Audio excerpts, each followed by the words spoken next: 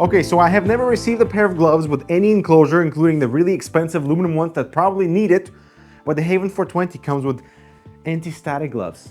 How cool is that? Is it necessary at all? It is very dry in my space though, so I do appreciate it, and there's plenty of metal to touch. Also, it is one of the very few new cases that has no wood whatsoever, but it has so much more.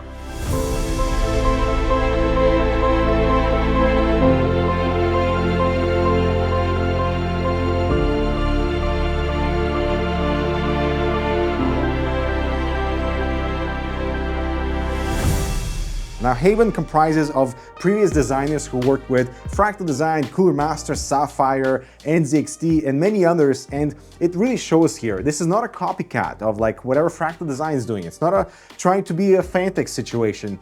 This is its own ID, and many companies are going to be trying to copy what HAVN is introducing with the new 420. This is their very first product that's been in development for 2 years, and this video is not sponsored by HAVN. Who knew? I mean, we have definitely heard your concerns about all the sponsored videos that have been on the channel, so thank you for your comments, and not to worry, we are adjusting course, but there's so much to like about this thing, and a few things that I'm a little bit concerned about too. Now, the case comes with 2 colors, black and white, and the texture on the paint is very nice. It's the sandblasted, slightly coarse, not too smooth, and it hides fingerprints very well. And we have 2 models, so standard HAVN 420 and a HAVN 420 with a vertical GPU mount. The $70 price difference is pretty significant, and you do get this angled fan bracket for the bottom, including this glass shroud that we'll test out to see how it works later. And of course, the vertical GPU bracket with the Gen 5 riser cable. Now, the thing is, I really appreciate HAVN trying to innovate in this vertical GPU space, and that is because we have this glass shroud that goes on this angled bracket. And the intent here is to separate the hot air being exhausted by the GPU downwards, not mixing with this cool air that is being delivered by these bottom fans. So the idea here is that it's going to bounce off the glass piece and is getting sucked into the GPU fan. And I have my reservations on its usefulness, but I do appreciate this whole sort of innovation approach. It's difficult to work with, and you'll see later why. I normally don't mention packaging unless it's important or there's something wrong with it. The case arrived in 3 boxes, which is perfect because it's heavy, over 19 kilos because of the glass, because of all the steel, thick plating. I had to roll it up the stairs. There's no way I was able to lift up the box on its own because it's way too large. Just something to keep in mind, but they did good. Everything is nicely protected, nothing squished inside of it. Now, from a design point of view, I think it is one of the most beautiful full towers on the market right now. Aside from the beautiful curved glass, the ventilation pattern and the consistency throughout just really shines through. So the ventilation pattern on this massive side panel at the top, even the little ventilation pattern on the case feet matches to everything else that surrounds the frame. It is gorgeous. Normally, curved glass panels are really rare because they're either really expensive or don't have this much coverage, spanning the entire front and the side of the enclosure.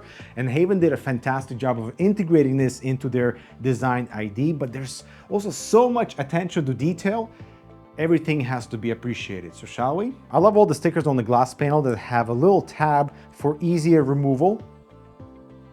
The curved glass has no tint whatsoever, so it's beautiful and it's natural. All your components will shine right through. The ventilation pattern is not random, so these structural points on the top and the side panels are spread exactly where the dead zones of the fan would be, either in the center of the fan or where the frames would meet. That is freaking genius. All of the panels have screws in place for extra protection while in shipping, but you don't need to use them after assembly because we have magnets on the side panel and the rear one, so they stay kind of firm and nicely protected to the frame. And the main giant glass panel has this really clever mount that doesn't allow it to just pop out. You need to have a specific sequence on like lifting the glass panel in order to remove it. We also have these tiny cutout markings between the side panels at the top and the bottom to show you if the fitment between the panels is perfect. Right now, I don't have the screws installed on my side panel, and you can see the alignment is just slightly off. But when the screws are installed, these two align perfectly. The I/O neatly blends in with the ventilation pattern at the top, which is perfectly fine. And speaking of fine, let's hear a message from today's video sponsor. Montech with another insane value product, the Hyperflow ARGB AIOs, available in black or white, 240 or 360 sizes, with full platform compatibility and friendly tools along the way that not only look gorgeous with pump lighting and matching blade illumination, but also performance that should satisfy with any hot silicon thanks to high-speed fans, high-density fins on the rad, a good pump, and daisy-chained fans for easy cable management, all backed by this 6-year warranty, so you don't have to worry. Check it out below. We have a few dust filters that are a little bit more coarse, and they're the square kind. Basically a mosquito net that you would find in Europe on the top panel on the side. And we also have a small removable filter, which is the same mesh for the bottom rear, because that is meant to be an intake. And this is just a nice plastic frame that is easy removal once you take out that rear panel. We also have a dust filter for the bottom of the enclosure, and this one's weird because it's the only thing that feels unrefined. Like the actual rail system is kind of janky. You have to pull it out in uneven manner, so it's just this very flimsy plastic piece that doesn't align with the rest of the build quality. I really like how every single bracket on the enclosure has these little rubber dampers that are gray, and you can see them clearly. It also has a very distinct screw, so there's no way to mistakenly put a different screw in that spot. The bottom bracket also has a rubber damper at the back over here, as you can see, and our fan bracket adapters that convert 140mm mount into a 120 mount has the same idea here with the rubber grommet to prevent vibrations. We even have rubber inserts into where our side bracket fits for storage or fans. This is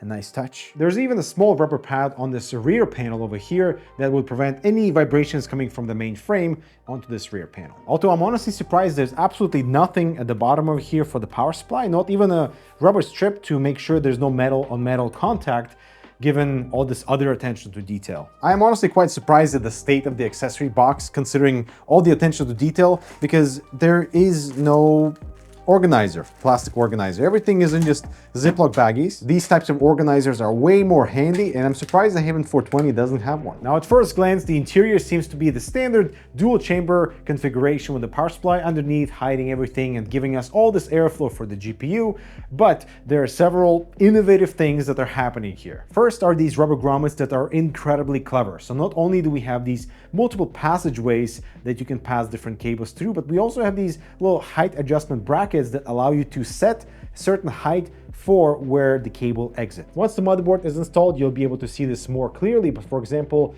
this allows us to lock a particular height for our 24 pin to be exactly where it needs to go, and using other passageways to pass our USB 3, for example, and USB-C without interfering with that main grommet on where the big cable exits. Now here's the example with the motherboard installed. I love the USB cables and how cleanly they exit.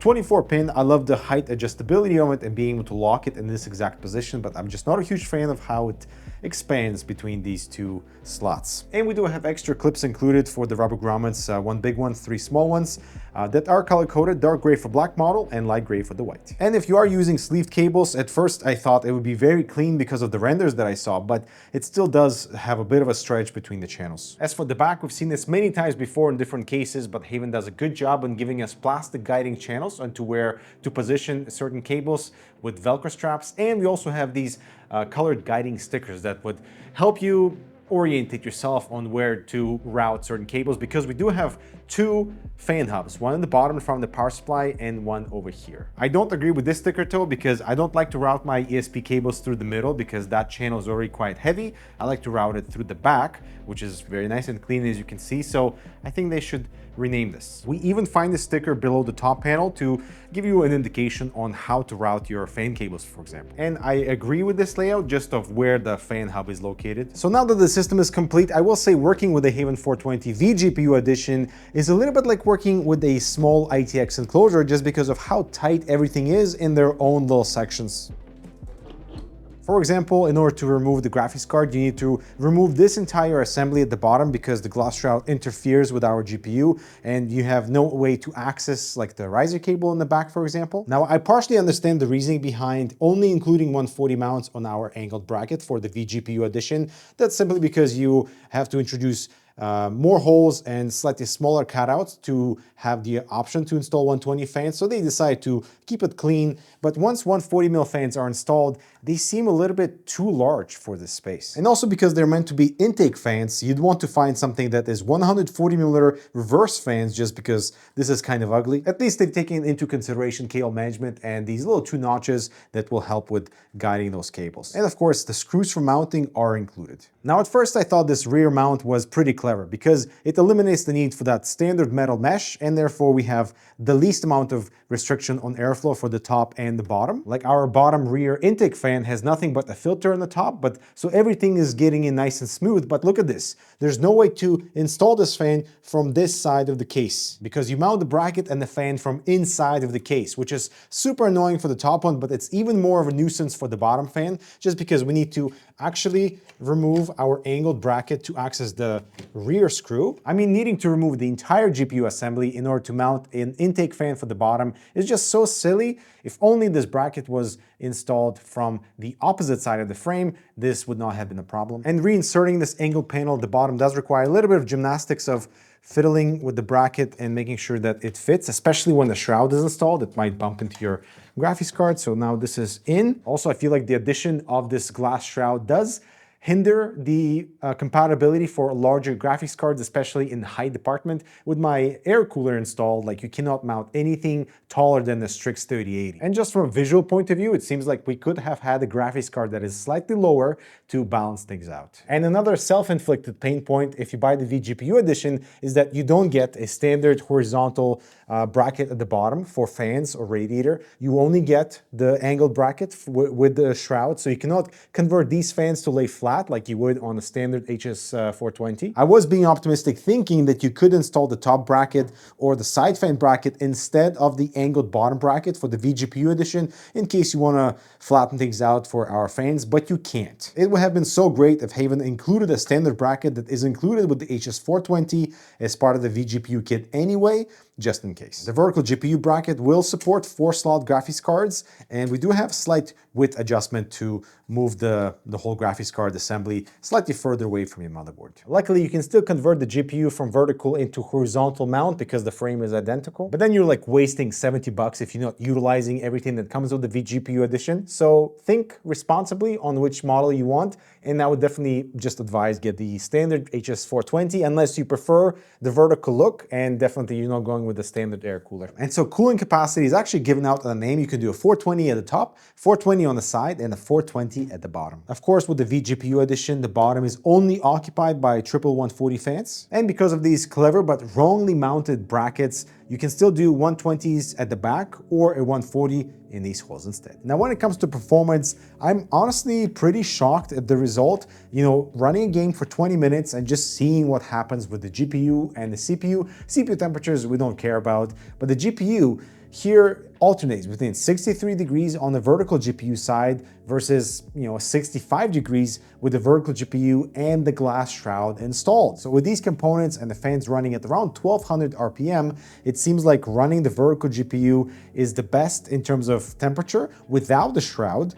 But then going the horizontal GPU just is way easier to work with and grants us a 1 degree hotter temperature, which makes no difference. And it turns out the secret behind making the vertical GPU configuration work properly is having low enough RPM fans at the bottom, because if they're way too fast, that airflow just shoots right up to the top and gets exhausted by the top fans or your CPU cooler via the back. And it's too powerful of an air for the GPU to suck it in. So the fans at the bottom have to go at low RPM because otherwise it's kind of useless. In my fog machine test, you can see clearly that low RPM fans allow for a little bit of that airflow being sucked back into the GPU fans versus high RPM fans at the bottom.